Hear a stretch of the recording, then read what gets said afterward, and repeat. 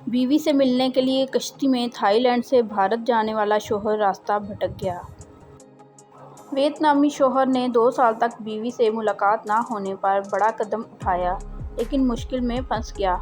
غیر ملکی media reports کے مطابق ویتنام سے تعلق رکھنے والے ہو ہوانگ ہنگ نامی شخص نے 5 مارچ کو بھارت میں موجود بیوی سے ملنے کے لیے تھائی لینڈ سے تقریباً 2000 کلومیٹر کا سفر طے کرنے کے لیے چھوٹی سی پلاسٹک کی کشتی میں بھارت جانے کی ٹھانی، لیکن بدقسمتی سے سمندر میں راستہ بھٹک گیا۔ رپورٹس کے مطابق ماہی گیروں کی ایک کشتی نے بدھ کے روز 37 سالہ شخص کو تھائی لینڈ سے تقریباً 80 کلومیٹر دور سمیلان جزائر کے قریب دیکھا اور بحریہ کے میری ٹائم سیکیورٹی یونٹ سے رابطہ کیا، جس نے اسے بچا لیا۔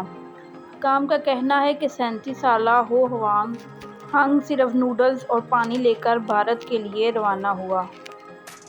جبکہ اس کے پاس نقشے، نیوی گیشن ڈیوائس اور GPS موجود نہیں تھا۔ ہنگ نے حکام کو بتایا کہ وہ ممبئی میں کام کرنے والی اپنی بیوی سے کورونا کی سفری پابندی کی وجہ سے 2 سال بعد ملنے کے لیے جا رہا تھا۔ رپورٹس کے مطابق ہنگ ابتدائی طور پر بنکاک گیا تھا، لیکن اسے معلوم ہوا کہ بغیر ویزے کے وہ بھارت کا سفر نہیں کر سکتا، اس لیے اس نے کشتی کی مدد سے جانے کا فیصلہ کیا۔